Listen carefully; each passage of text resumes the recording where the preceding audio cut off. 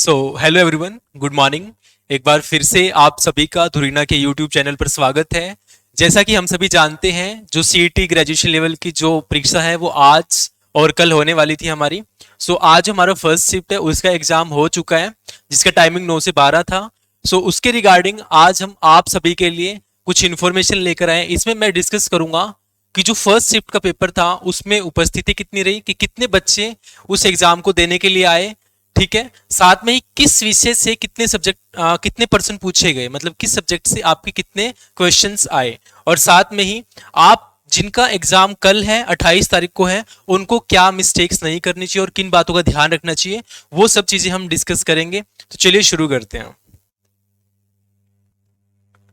सबसे पहले मैं आपको बता दूं, अगर हम उपस्थिति की बात करें कितने बच्चे रहे हैं, आलोक राज जो कि हमारे राजस्थान स्टाफ सिलेक्शन बोर्ड के चेयरमैन हैं, उनका ट्वीट आया है।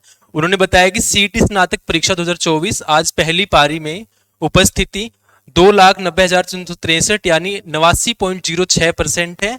इसके मुकाबले पिछले साल सीईटी स्नातक 2023 में पहली पारी में उपस्थिति 69.98% थी, यानी इस बार पिछली बार से 1.5 गुना ज्यादा बच्चे, यानी अच्छे बच्चे आए हैं, मतलब 1.5 गुना ज्यादा बच्चे आए हैं, अच्छी उपस्थिति रही है।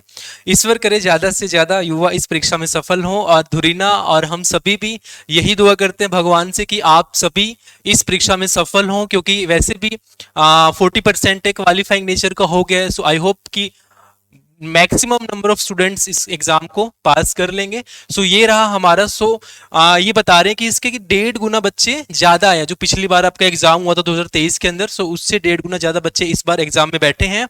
और इस बार जो आपका परसेंटेज देखे तो 89.06% रहा है। ठीक है, ये होगी हमारी प्रेजेंस की बात। तो आप देख सकते हैं अच्छे खासे स्टूडेंट्स आपको देखने को मिल रहे हैं जो एग्जाम देने के लिए आए हैं। ठीक है, अगर हम ये बात करें कि किस डिस्ट्रिक्ट में किस जगह पे कितने स्टूडेंट्स हैं, ये लिस्ट बनी हुई है कि डिस्ट्रिक्ट का नाम है यहाँ पर अजमेर, अलवर, बारन, वेवर है ना, भरतपुर।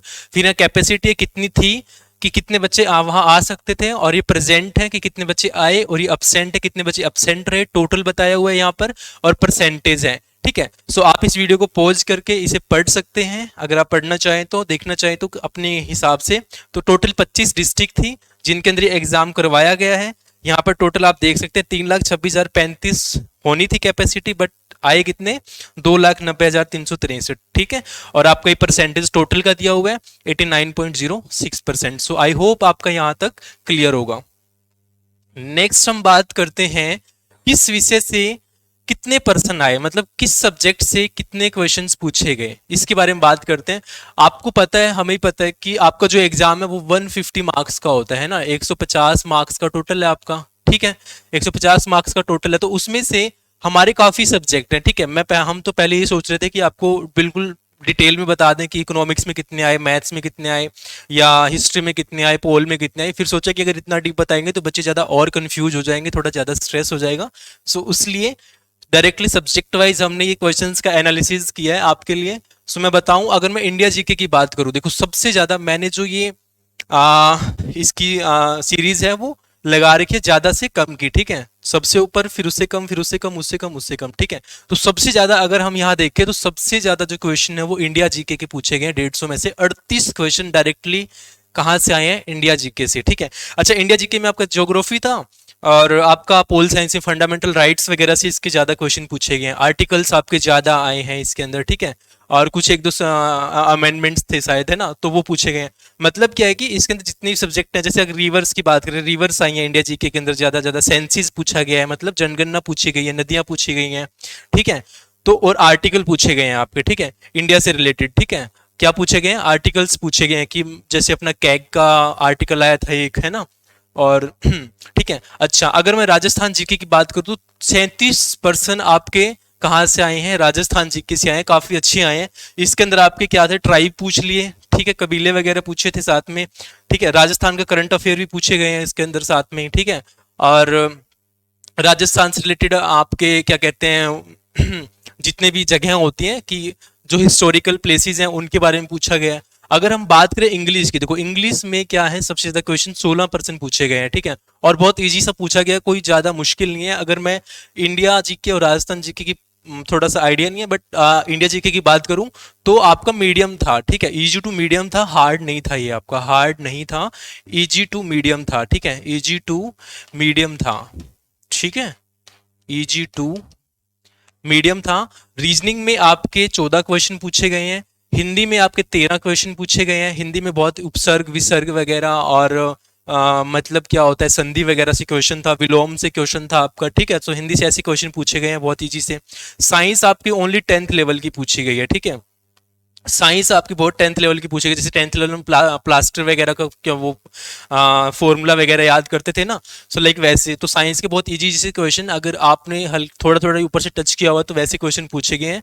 तो 12 क्वेश्चन आपके साइंस से पूछे गए, कंप्यूटर से आपके 7 अच्छे खासे क्वेश्चन पूछ लिए, मैथ्स से बहुत कम क्वेश्चन पूछे गए, 6 ही क्वेश्चन पूछे गए हैं, एक्सपेक्ट किया गया था कि थोड़े ज़्यादा क्वेश्चन पूछे जाएंगे, बट 6 क्वेश्चन जो कि बहुत कम है।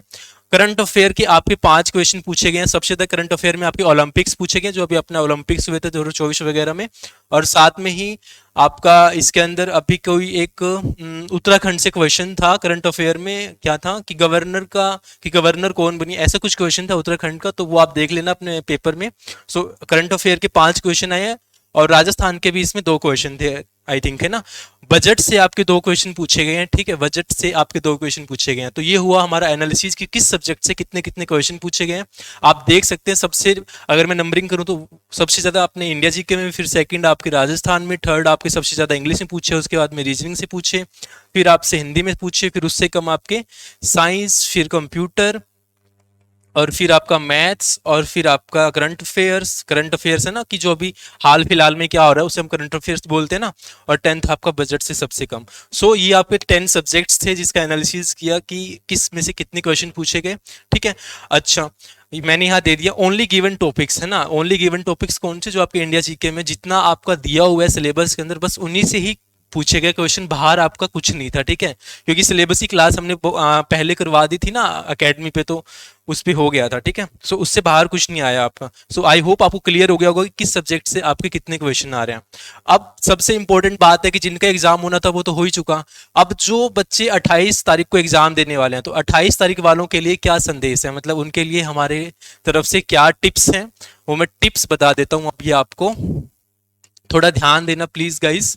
सो देखो, फोकस ऑन इंपॉर्टेंट टॉपिक्स, देखो इंपॉर्टेंट टॉपिक्स पे कैसे फोकस दोगे, मैंने अभी आपको बता दिया कि किस सब्जेक्ट में से ज्यादा क्वेश्चन आ रहे हैं, ठीक है, किस में से कितने बन रहे हैं, सो और किस किस तरह के किस किस टाइप के क्वेश्चन आ रहे हैं, तो उसके अकॉर्डिंग क्या करो, उनका ज्यादा रिवीजन कर लो। जैसे इंडिया जी के ज्यादा आ रहे हैं, इंडिया जी के सिलेबस देखो क्या है, आर्टिकल्स वगैरह हैं, फंडामेंटल राइट्स हैं, आपका प्रस्तावना वगैरह है, तो भूगोल में कुछ रिवर्स वगैरह होगी और वो सब, तो इनके क्वेश्चंस क्या है थोड़े ज्यादा पढ़ लो, ठीक है। और जैसे मैथ्स वगैरह हो गया, तो अगर आप वो पढ़ रहे हो तो उस पर थोड़ा कम टाइम दो, क्योंकि मैथ्स के वैसे ही बहुत कम क्वेश्चन पूछे, रीजनिंग वगैरह के अच्छे खासे क्वेश्चन है, तो रीजनिंग में थोड़ा ज्यादा फोकस कर लो। इंग्लिश के सबसे ज्यादा आ रहे हैं, अच्छा इंग्लिश के सबसे ज्यादा आ रहे हैं, तो उसके लिए क्या करो आप, उसके लिए क्या करो, अभी आपके पास इतना टाइम तो है नहीं कि आप अपना 100% इंग्लिश का सिलेबस पूरा कर लोगे, तो हमने क्या किया हुआ है, धुरीना के ऊपर 2 मैराथन लगी हुई है हमारी, है ना, क्या लगी हुई है, 2 मैराथन क्लासेस लगी हुई हैं, ठीक है, जिसपे हमने टॉप 120 करवाए हैं क्वेश्चंस, ठीक है, इंग्लिश के हमने मिक्स क्वेश्चन करवा रखे हैं बहुत अच्छे,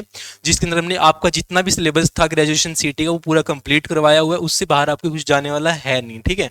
और साथ में हमने क्या है, इडियम्स एंड फ्रेजेस और वन वर्ड सब्स्टिट्यूशन की 2 क्लासेस वो करवा रखी हैं, आप वो कर लेना। धुरीना के यूट्यूब चैनल पे जाना, सेक्शन में जाना लाइव पे, वहाँ आपको दोनों लाइव क्लास दिख जाएंगे, और साथ में आपको वन वर्ड सब्स्टिट्यूशन और इडियम्स एंड फ्रेजेस की क्लास दिख जाएंगी, तो वहां से आप अपना 2-3 घंटे में इंग्लिश का जो है सुलट लोगे और अपना अच्छे से पूरा कर लोगे, ठीक है। साथ में एनालिसिस ऑफ बोथ शिफ्ट्स, अभी तो हमने आपको ये फर्स्ट शिफ्ट का बताया है, जैसे ही सेकंड का आएगा तो कोशिश करेंगे कि हम आपको उसका भी एनालिसिस करके देंगे।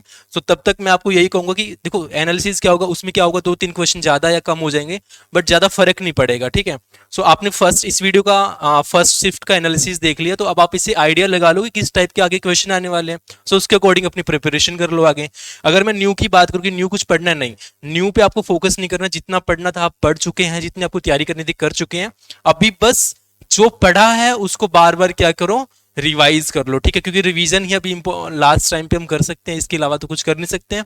और साथ में ही ये जो 4 सब्जेक्ट है जिन पे ज्यादा फोकस कर लो, जीके, इंग्लिश, रीजनिंग, हिंदी, है ना, क्योंकि बताया कि जीके में राजस्थान और इंडिया सबसे ज्यादा जीके, अगर मैं दोनों के क्वेश्चन देखूं, देखो अगर दोनों के मिला के देखो आप कितने बन रहे हैं ना, लगभग 80 क्वेश्चन तो इसी के बन गए। ठीक है, तो 80 क्वेश्चन तो आपके जीके से आ रहे हैं, इंडिया और राजस्थान का मिला के, तो सबसे ज्यादा फोकस तो उस पे करो।